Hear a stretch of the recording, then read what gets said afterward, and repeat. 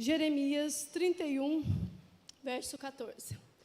Antes de ler, eu vou fazer uma breve contextualização para vocês. Essa promessa aqui está sendo feita para o povo de Israel. E essa promessa deveria ser ouvida por todas as nações, porque a promessa era o seguinte: estava sendo feita uma promessa de que eles retornariam para o Senhor, aqueles que um dia se dispersaram, saíram da presença, que muitos deles retornariam ao aprisco do Deus Pai, como um bom pastor que vai à busca de ovelhas. Aqui, esse contexto de Jeremias 31 está falando de uma promessa, ao qual aponta para Cristo Jesus.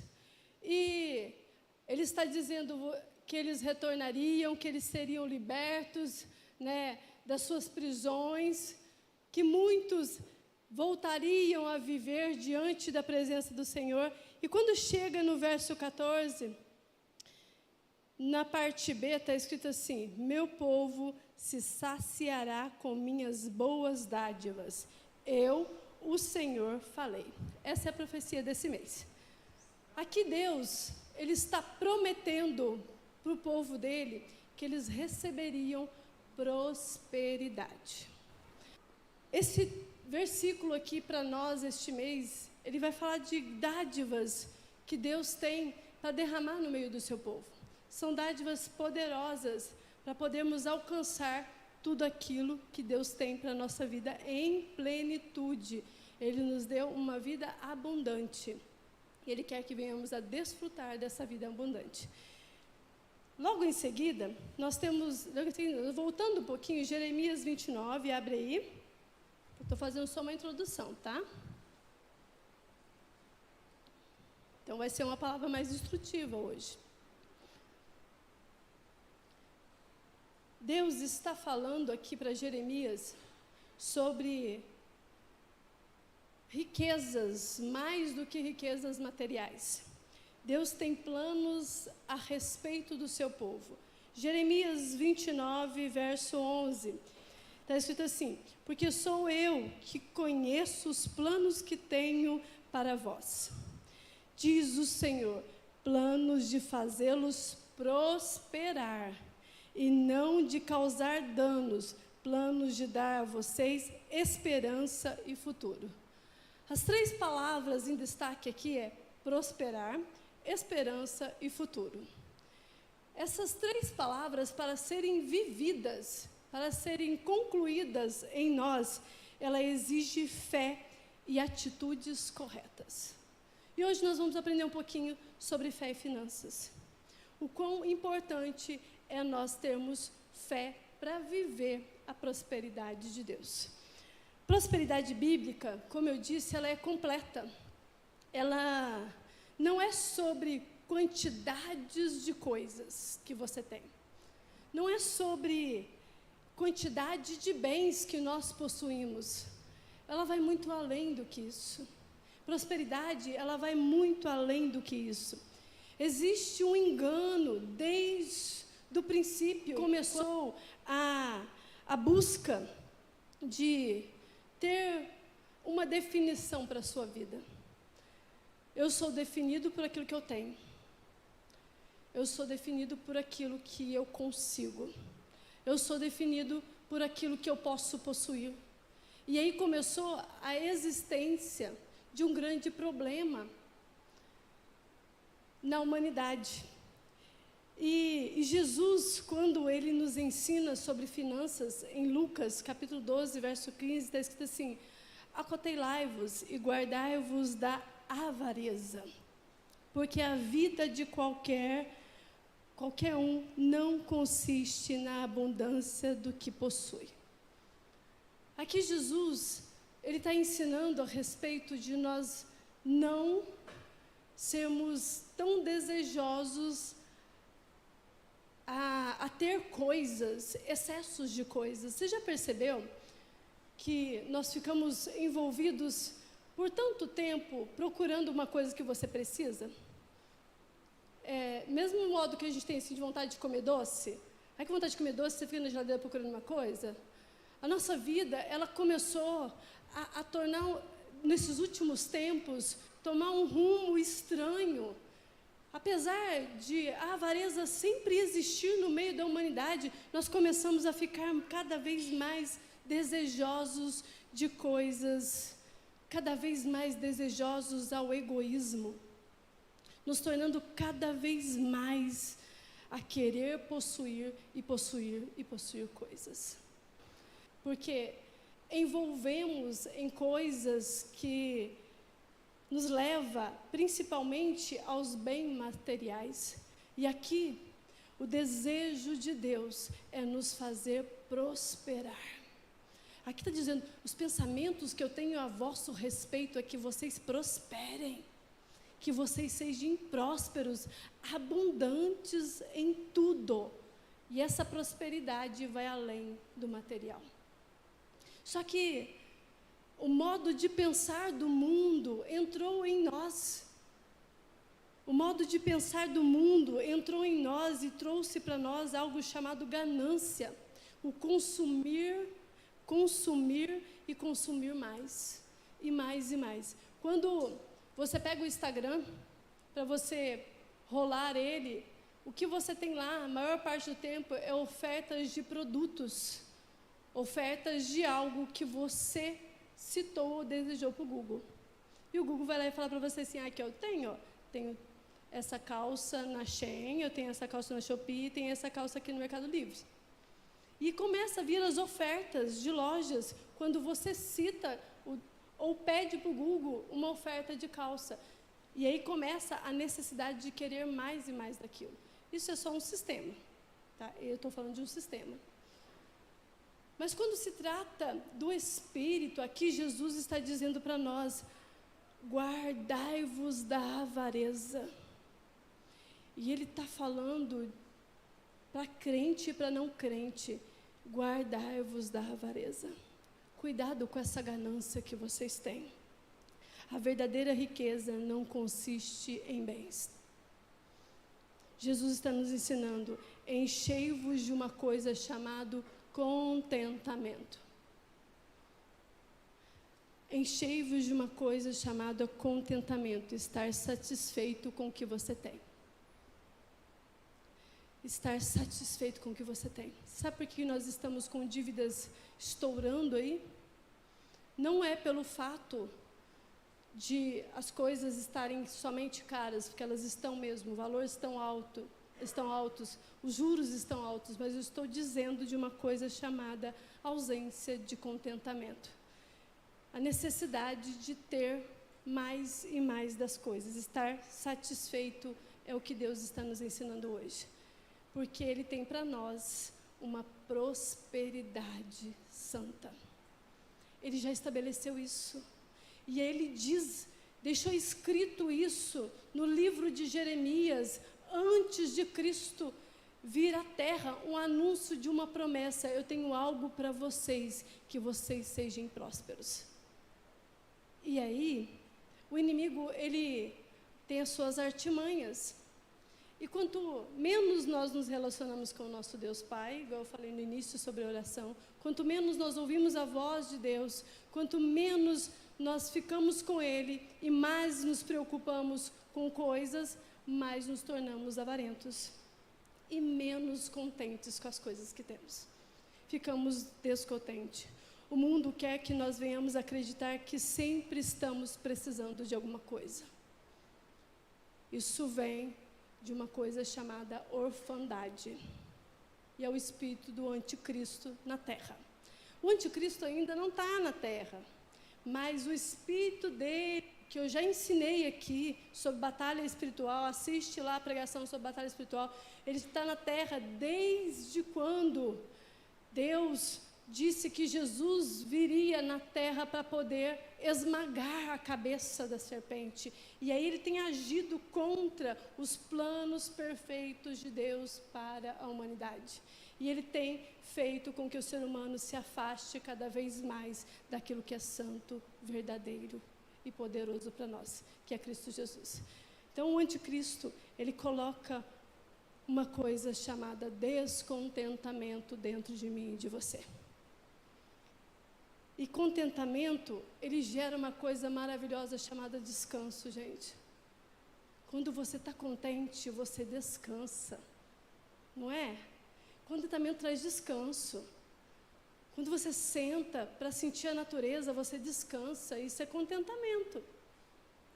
Quando você passa momentos de paz, você fica contente, e contentamento gera descanso. E ao contrário disso, o descontentamento traz cansaço. E aí tem uma grande resposta. Sabe por que você está muito cansado? Porque você anda descontente.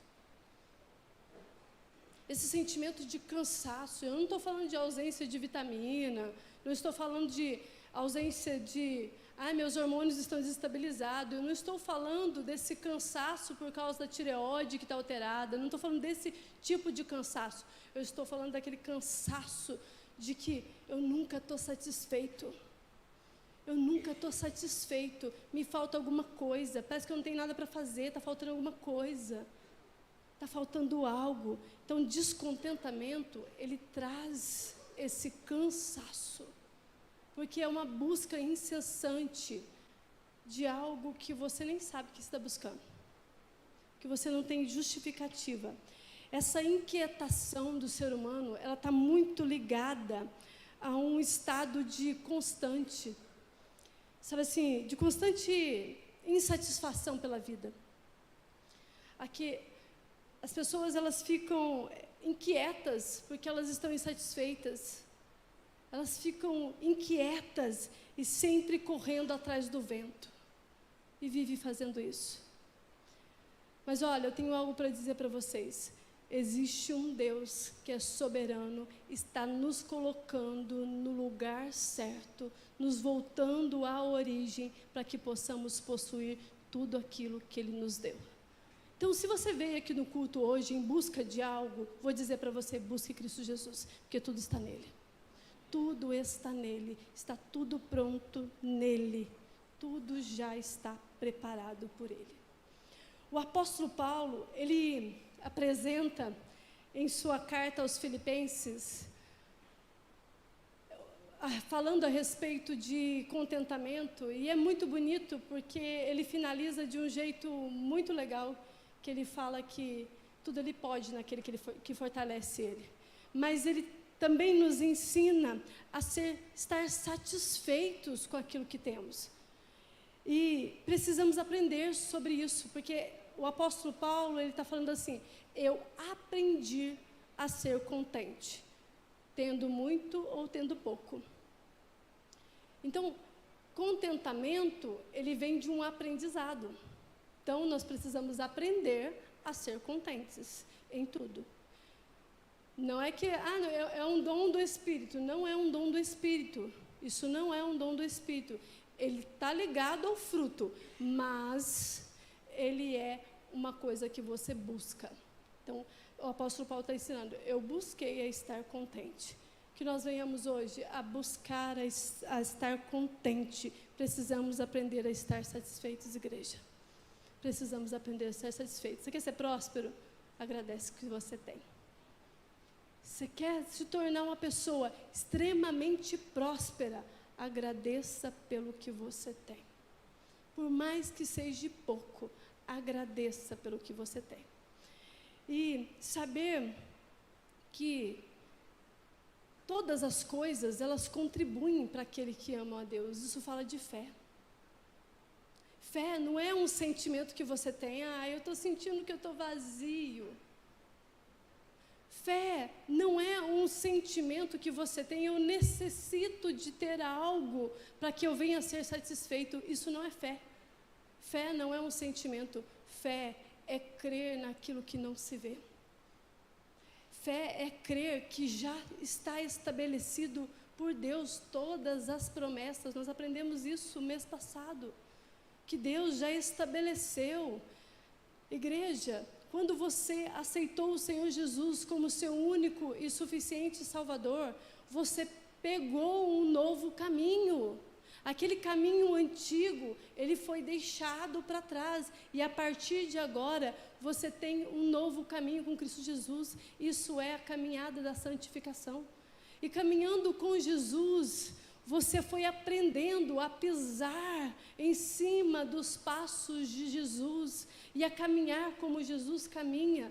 E automaticamente você foi deixando de querer caminhar pelos seus próprios passos e passar a viver a vida de Cristo. E aqui, quando eu estou falando que nós precisamos saber que todas as coisas contribuem para aqueles que amam a Deus, é sobre isso. Deus derrama dádivas sobre aqueles que confiam nele. Deus derrama dádivas. Ah, mas a gente é proibido ficar rico? Não, não é sobre isso. Não é sobre isso. Vai muito além das coisas materiais. Pelo contrário, Deus quer que você seja muito próspero, porque a prosperidade da igreja faz com que o reino avance, faz com que o reino prossiga, faz com que as coisas da igreja, elas prossigam funcionando do jeito que Deus estabeleceu. Porque neste mundo nós precisamos de dinheiro, mas não é totalmente sobre isso. Não é totalmente sobre isso. Contentamento é a habilidade de permanecer satisfeito. Então, assim, permaneça satisfeito com a vontade de Deus em qualquer circunstância. É permanecer satisfeito, independente do que está acontecendo na tua vida. Independente de como estão as coisas. Se elas estão dando tudo errado ou está indo muito bem. O contentamento, ele vem disso. Quando Lúcifer, ele está lá no céu, ele é o primeiro que tem um sentimento de descontentamento. Ele descontente em ser um querubim ungido. Nossa, pensa bem, gente. Ele ficou descontente de ser um querubim ungido, de ter poderes angelicais, de estar diante do trono de Deus todos os dias e adorá-lo com livre acesso, quando ele queria. Ele fica descontente com essa função e ele deseja ser como Deus.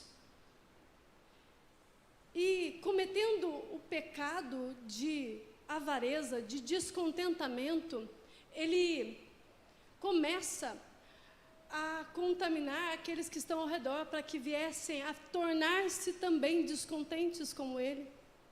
E o descontentamento atinge Lúcifer e 1/3 dos anjos do céu.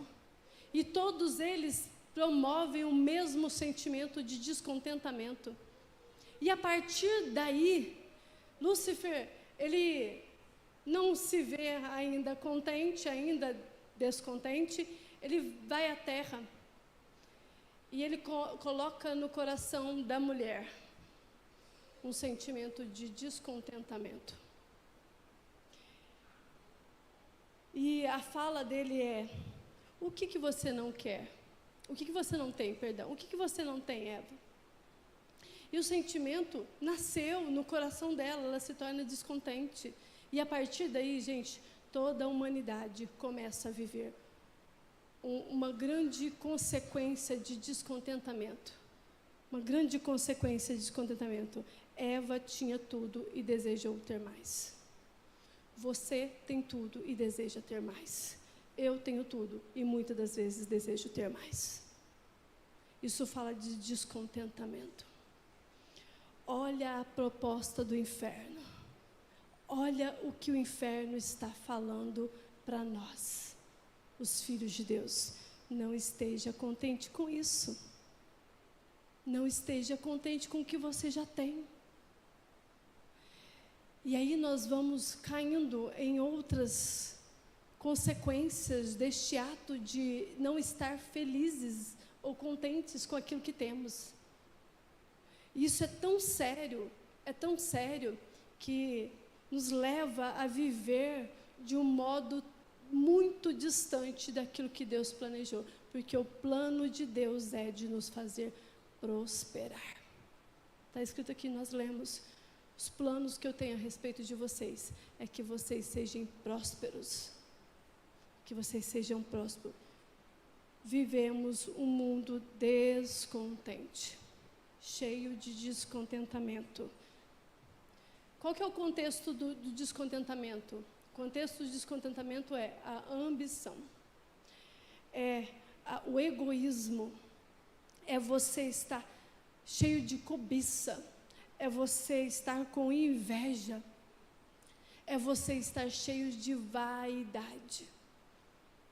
Gastamos horas na frente do espelho, preocupadas com o que a outra irmã vai pensar. Gastamos horas pensando no que o outro tem que eu não tenho. Gastamos horas perdidos no nosso próprio egoísmo. Eu quero para mim e não reparto com ninguém. Eu preciso possuir aquilo porque eu ainda não tenho. Tudo isso vem de um descontentamento que está aí dentro, porque você não sabe quem você é. Por isso que eu falei que isso é muito sério. Tudo isso parte de uma palavra que eu não sei quem eu sou. Eu não sei quem eu sou, por isso eu fico assim. E porque eu não estou feliz comigo. Eu estou insatisfeito comigo. E o problema está em mim. E quando eu fico insatisfeito comigo, eu tenho sentimentos desse modo que eu falei, invejosos, cobiçosos, muitas das vezes cheios de vaidades, porque o problema está numa coisa chamada coração. E a verdadeira prosperidade, ela vem de dentro para fora. E hoje Deus está dizendo para nós assim: dá uma olhadinha no teu coração. Porque aquele que guarda o teu coração, ele está guardando uma fonte de vida. Provérbios fala sobre isso: guarda o teu coração, porque é dele que procede as fontes da vida. Tudo que o teu coração tem, ele põe para fora. Tudo que o teu coração, ele está cheio, ele põe para fora, porque ele é uma fonte de vida. Então, igreja, hoje Jesus quer nos curar dessa questão que nós temos. Hoje Jesus quer nos libertar dessa questão que nós temos, que nós confundimos a prosperidade, que nós ficamos muitas das vezes presos em pecados por conta da má compreensão daquilo que Jesus está dizendo. De um coração alegre, a prosperidade vem. Todo o coração ele tem que estar cheio de uma coisa chamada fruto do Espírito. O que é isso, Débora? São habilidades do Espírito de Deus que Ele nos dá, para que venhamos a vencer a esses pecados que eu citei hoje. O fruto do Espírito, ele é um fruto único. E dentro dele, ele tem alguns gomos, como uma mexerica. Quando você pega ela, ela é inteira. Quando você tira a casca, você vê que tem gomos. E cada um daqueles gomos, eles trazem para nós algo da parte de Deus para vencermos um coração caído, para vencermos a ambição, o egoísmo, para vencermos a cobiça, para vencermos a inveja, para vencermos a vaidade, ou seja, para vencermos o descontentamento. E olha, o fruto do Espírito, que Gálatas 5, do verso 22 e 23 fala para nós, ele fala de alegria, ele fala de ter paz, ele fala de nós sermos longânimos, benignos, e fala de nós sermos fiéis, mansos e termos domínio próprio. Um coração que ele é alegre, que ele é pacífico, que sabe esperar, um coração que sabe compartilhar o que tem, um coração que é fiel, que é manso e que tem controle de si. É sobre isso que Jesus está falando. Quando vocês forem pensar em prosperidade, pensem a respeito disso. Tome cuidado com a lascívia. Tome cuidado com a lascívia, porque o problema está no coração. E o coração precisa estar cheio do Espírito para que você viva a verdadeira prosperidade de Deus. Vocês estão me entendendo? Hoje é um culto de orientação, mas um culto também que vai trazer para você libertação de sofismas, de crenças erradas, de pensamentos errados a respeito de finanças, a respeito daquilo que Deus te deu, já estabeleceu para você. Porque como que eu vou reinar em vida não tendo isso aqui? Não tem como nós permanecermos prosseguindo o Evangelho de Jesus Cristo com a mente escassa. Eu nunca vou ter isso. Com a mentalidade de eu não tenho, eu preciso ter. Está errado, está tudo errado. 1 Timóteo, capítulo 6, verso 6. Mas é grande ganho e piedade com contentamento, porque nada trouxemos para este mundo e manifesto a quem nada podemos levar dele. Tendo, porém, sustento e com que nos cobrimos, estejamos com isso contentes. Mas os que querem ser ricos, ganhem em tentação, e em laço, e em muitas concupiscências loucas e nocivas, que submergem os homens na perdição e ruína. Porque o amor do dinheiro é a raiz de toda espécie de males, e nessa cobiça alguns se desviarão da fé e se transpassarão a si mesmo com muitas dores. Mas tu, ó homem de Deus, foge dessas coisas e segue a justiça, a piedade, a fé, o amor, a paciência, a mansidão. Milita a boa milícia da fé, toma posse da vida eterna, para o qual também foste chamado, tendo já feito boa confissão diante de muitas testemunhas. Mando-te diante de Deus, que todas as coisas vivifica, e de Cristo Jesus, que diante de Pôncio Pilatos deu o testemunho da boa confissão, que guardastes estes mandamentos sem mácula e repreensão até a aparição de nosso Senhor Jesus Cristo, a qual o seu tempo mostrará bem-aventurado o único poderoso Senhor, Rei dos reis e Senhor dos senhores, aquele que tem, e ele só, a imoralidade habita na luz inacessível, a quem nenhum dos homens viu, nem pode ver, ao qual seja a honra e o poder sempiterno. Amém. Manda aos ricos deste mundo que não sejam altivos, nem ponham a esperança na incerteza das riquezas, mas que Deus, que abundantemente nos dá todas as coisas para delas gozarmos. Que façam o bem, enriqueçam em boas obras, repartam a boa mente e sejam comunicáveis. Que extesourem para si mesmo um bom fundamento para o futuro, para que possam alcançar a vida eterna. Amém? Aqui, ele está ensinando que não é errado ser rico. Não é errado ser rico. Errado é ter amor ao dinheiro. Porque a intenção de Deus é que todos nós viéssemos a conhecê-lo. Estejam contentes e pratiquem o contentamento.